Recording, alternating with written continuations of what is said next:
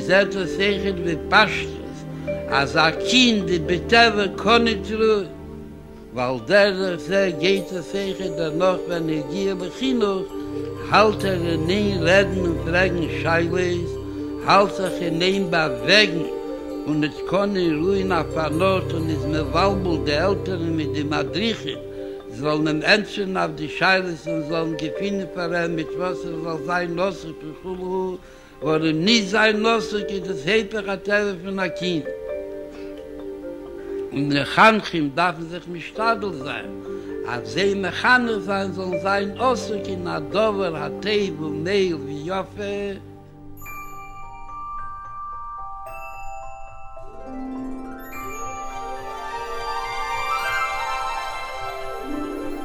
There's one thing that really, I could say, inspires me, the audience I remember having with the Rebbe as a teenager.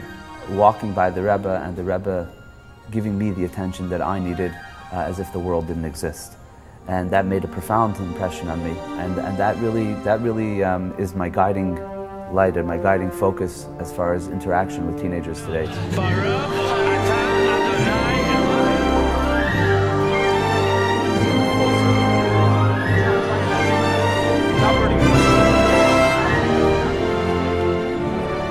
Teens in our city, in the GTA, should feel a strong sense of Jewish identity and belonging. And even with the very well-established Jewish infrastructure that we have in this city, there are still so many teens that feel like they don't have a place. They are the future. They are the future of the Jewish people. And if we don't find ways to interest them in their Yiddishkeit and their Judaism at this time in their lives, what will be later, and more importantly, what will be with their children, the next generation.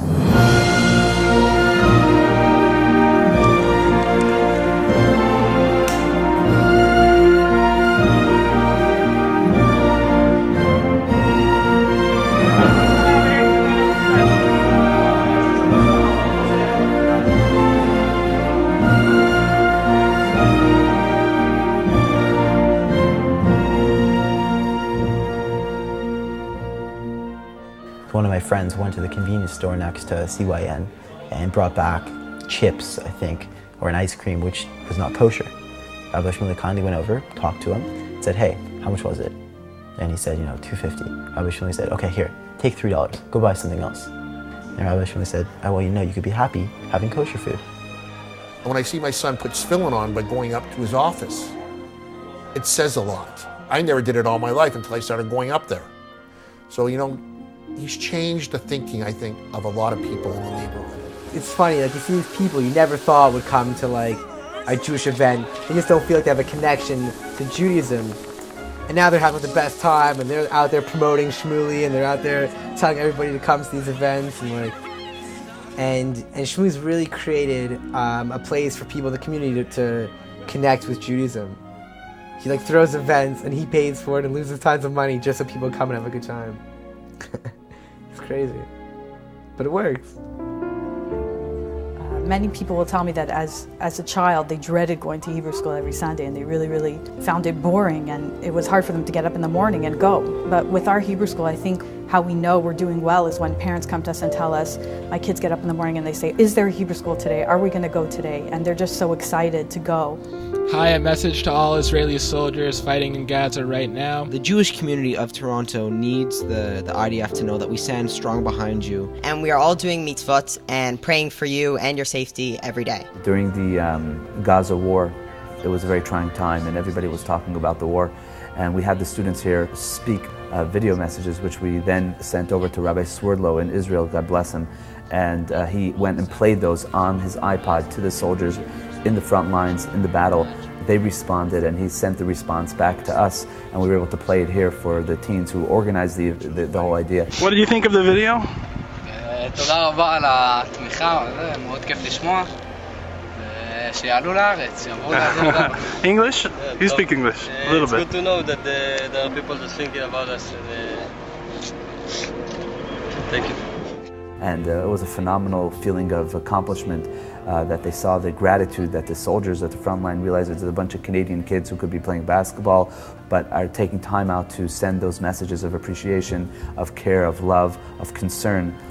You always see kids in schools looking for community hours, but I don't think they knew what that meant. I think it was just like something that had to be done, like homework and I think he did it to show us what we can do. We can have fun doing it, and how easy it is and how much fun it could be.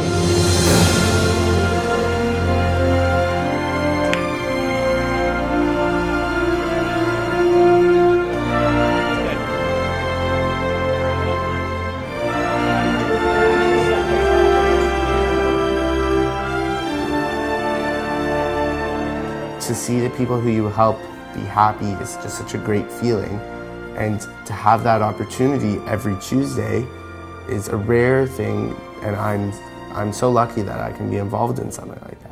The impact on the community of an organization like this, of course, can't be underestimated. This is an unbridled, unqualified success, and it's wonderful to hear that in fact there are plans to replicate this program in Richmond Hill and in Toronto. I know my father has gotten involved. It seems like a lot of parents are getting involved. It started with an idea in his head, and look what it is today. If we were all around the city of Toronto, all around Ontario, all around, I'm speechless. It would be incredible. That's what I think the future of TFC is. My mother-in-law died, and Sean thought it would be really, really nice to remember his grandmother by getting a tattoo. And I was horrified, of course, but I didn't exactly tell him that. So I said, you know what? Why don't you see what Rabbi Shmuley says about it? And Shmuley was wonderful. He never said to him, no, you can't have a tattoo. He says, you know, Sean, there's other ways to remember your grandmother. And after that, Sean never talked about a tattoo again. I think the teens gravitate towards Rabbi Shmuley because he's non-judgmental. He's very, very friendly and easy to talk to. He's got a great sense of humor, and he just knows how to handle teens. And they really enjoy spending time with him because he doesn't just tell them what to do, but he explains and he jokes around, and it really makes them feel welcome. Objective reality is outside of us and everybody's the same. You with me? Arlene, you with me? But God has to have both of those perspectives together. I highly recommend to our students to take Rabbi Shmuley's courses because I've seen amazing results. Why do things happen the way they do? What is behind this logic that we take for granted? I never really thought about why we were here and what our purpose was in this world. I just thought, just live your life and you just do it. You don't do it to accomplish something, to make something out of yourself. With Rabbi Shmuley's class, you learn more about who you are as a Jew and your values and what morals you believe in. This is Torah, this is our religion. This is not chemical bonding or free body diagrams in physics. This is relevant, this is real, and this is our lives. You got a nice sing-song there, huh? What? You can hook it up with a sing-song, huh? Yeah, absolutely. It's the only way to go, huh? Yeah, you know it. How's your Shema doing? It's good, it's good. You got it all taken care of? I'm good. I do it every morning. Sometimes I wondered, here I'm their teacher and I'm asking them to put on tefillin. Could they even say no if they wanted to? But then when a kid comes over to me, when we were running out of time, it was getting dark, and I said, we got to start class, and I missed a few of the students who didn't put on tefillin. And one boy, Josh, comes over to me and says, Rabbi, do we have a minute? Could I put him on? He doesn't own a pair of tefillin. I don't know if he put him on for his bar mitzvah. It told me something. It told me you don't know what's going on. You don't know what's going on. Just keep doing what you have to do, and keep helping where you have to help, and guiding where you have to guide, and making available that Jewish identity for the youth to connect to, and they will connect.